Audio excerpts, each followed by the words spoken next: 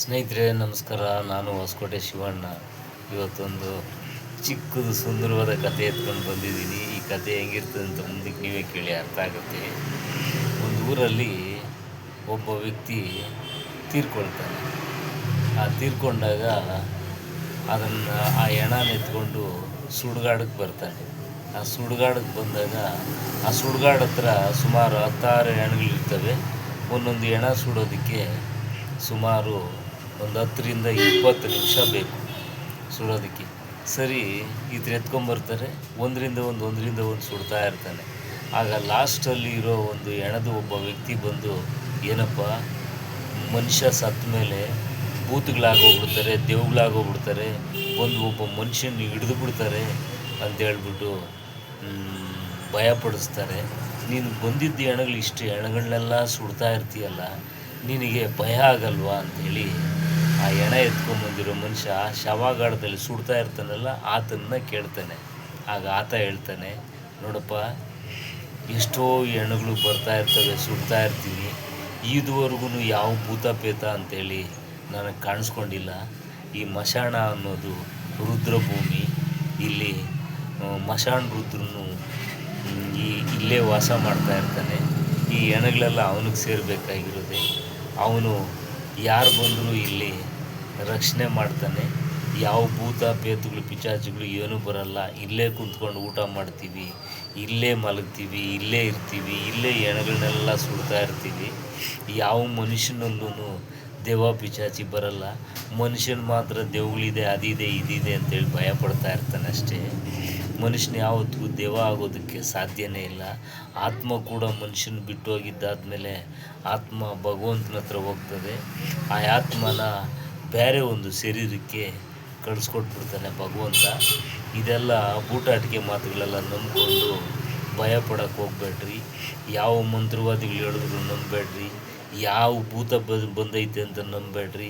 ಈ ಮನುಷ್ಯನ ಭಯ ಪಡಿಸೋದಕ್ಕೋಸ್ಕರ ದೇವ್ಗಳಿದೆ, ಭೂತಗಳಿದೆ, ಪಿಚಾಚಿಗಳಿದೆ, ಮಂತ್ರವಾದಿಗಳ ಹತ್ರ ಹೋಗ್ಬೇಕು, ಅವ್ರ ಹತ್ರ ಹೋಗ್ಬೇಕು, ಇವ್ರ ಹತ್ರ ಹೋಗ್ಬೇಕು ಅಂತೇಳಿ ಇವೆಲ್ಲ ಹೇಳೋದೆಲ್ಲ ಬೂಟಾಟಿಕೆಗಳು. ನಾನು ಒಂದಿನ ಸತ್ತೋಗ್ತೀನಿ. ಆ ಸತ್ತಾಗ ನಾನು ಸುಡಬೇಕಾದಾಗ ಆ ಸುಡೋಂಥ ವ್ಯಕ್ತಿ ಭಯಪಟ್ಟರೆ ಈ ಹೆಣಗಳು ಸುಡೋದಕ್ಕೆ ಯಾರೂ ಇರಲ್ಲಲ್ಲಪ್ಪ. ಇದರೆಲ್ಲ ಭಯಪಡೋಂಥದ್ದೇನಿಲ್ಲ. ಭಗವಂತನು ಎಷ್ಟು ದಿನ ಹಣೆ ಬರದಲ್ಲಿ ಇಟ್ಟಿರ್ತಾನೋ ಅಷ್ಟು ದಿವಸ ಬದುಕಿ ಭೂಮಿ ಋಣ ಯಾವತ್ತು ಮುಗೀತದೋ, ಅನ್ನದ ಋಣ ಯಾವತ್ತು ಮುಗೀತದೋ ಆವತ್ತಿನ ದಿವಸ ಅವನ ಹತ್ರಕ್ಕೆ ಪ್ರಯಾಣ ಮಾಡ್ತಾ ಇರಬೇಕು. ಯಾವ ಮನುಷ್ಯನೂ ಶಾಶ್ವತವಾಗಿ ಬದುಕಿರಲ್ಲ. ಹಂಗೆ ದೇವ್ಗಳಾಗಿದ್ದಿದ್ರೆ ಭೂಮಿ ಮೇಲೆ ಎಲ್ಲ ಭೂತಗಳು, ಪೇತಗಳು, ಪಿಚಾಚಿಗಳಾಗ್ಬಿಟ್ಟು ಇಲ್ಲೇ ಇದ್ಬಿಟ್ಟು ಮನುಷ್ಯನಿಗೆ ತೊಂದರೆ ಕೊಡೋಣ ಆಗ್ಬಿಡ್ತಾಯಿದ್ರು. ಎಷ್ಟೋ ಜನ ಕೊಲೆ ಮಾಡಿ, ಅತ್ಯಾಚಾರ ಮಾಡಿ, ಎಷ್ಟೋ ವಯಸ್ಸು ಬಂದಿದ್ದು ಹೆಣ್ಮಕ್ಳನ್ನ ಸಾಯಿಸ್ತಾರೆ, ದೊಡ್ಡವ್ರನ್ನ ಕೊಲೆ ಮಾಡಿ ಸಾಯಿಸ್ತಾರೆ. ಅವರೆಲ್ಲ ಭೂತಗಳಾಗಿ ಅವ್ರನ್ನ ಸಾಯಿಸ್ಬೋದಾಗಿತ್ತಲ್ಲ. ಅದಕ್ಕೆ ಭಗವಂತ ಈ ಮನುಷ್ಯನಿಗೆ ಇನ್ನೊಬ್ಬನ ಸಾಯಿಸೋ ಅಧಿಕಾರ ಯಾರಿಗೂ ಕೊಟ್ಟಿಲ್ಲ. ಆದರೆ ಕರ್ಮ ಅನ್ನೋದು ಭಗವಂತ ಬಿಟ್ಟಿರ್ತಾನೆ. ಒಬ್ಬನ ಸಾಯಿಸಿದಾಗ ಆ ಕರ್ಮ ಇನ್ನೊಬ್ಬನಲ್ಲಿ ಸೇರಿಕೊಂಡು ಆ ಕರ್ಮ ಅನ್ನೋದು ಇವನ್ನ ಸಾಯಿಸ್ತದೆ. ಭಗವಂತ ಕರ್ಮ ಅನ್ನೋದು ಬಿಟ್ಟವನೇ. ಆ ಕರ್ಮ ಯಾವತ್ತು ಯಾರಿಗೆ ಏನು ಮಾಡಬೇಕು, ಅನ್ಯಾಯ ಮಾಡಿದವನಿಗೆ ಯಾವತ್ತು ಏನು ಮಾಡಬೇಕು, ಏನು ಬಿಡಬೇಕು, ಶಿಕ್ಷೆ ಕೊಡಬೇಕು ಅನ್ನೋದು ಆ ಕರ್ಮಕ್ಕೆ ಗೊತ್ತಿರ್ತದೆ. ಕರ್ಮ ಅನ್ನೋದು ಭಾಳ ಶಕ್ತಿ ರೂಪ. ಅದು ಕರ್ಮ ಅನ್ನೋದು ನೀನು ಮಾಡಿದ್ದು ಕರ್ಮ.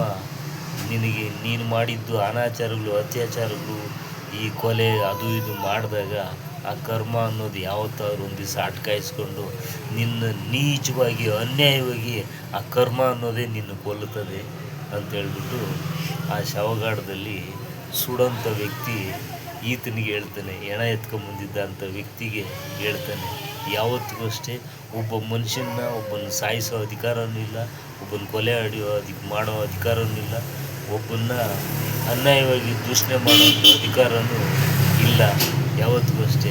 ಆದರೆ ಅವನು ದೂಷಣೆ ಮಾಡಿ ಒಬ್ಬನ್ನ ಈಳಾಡಿಸಿ ಅವನ ಕರ್ಮ ಅವನೇ ಹೊತ್ಕೊಂಡು ಆ ಕರ್ಮದ ಕೈಯಲ್ಲಿ ಅವನೇ ಪನಿಷ್ಮೆಂಟ್ ಮಾಡಿಸ್ಕೊಳ್ತಾನೆ.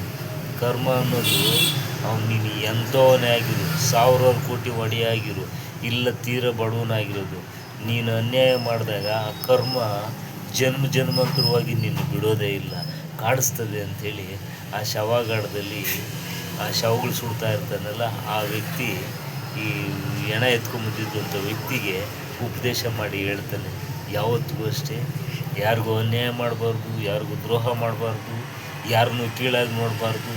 ಯಾರು ನೀವು ಮನುಷ್ಯರು ಯಾರು ಏನು ಹೇಳಿದ್ರು ಅವನು ಬ್ರಹ್ಮದೇವ ಅನ್ನೋದು ಆ ಹಣೆ ಬರದಲ್ಲಿ ಬರೆದು ಕಳಿಸಿರ್ತಾನೆ. ಆ ಹಣೆ ಬರೆದ ಪ್ರಕಾರವಾಗಿಯೇ ನಡೀತದೆ.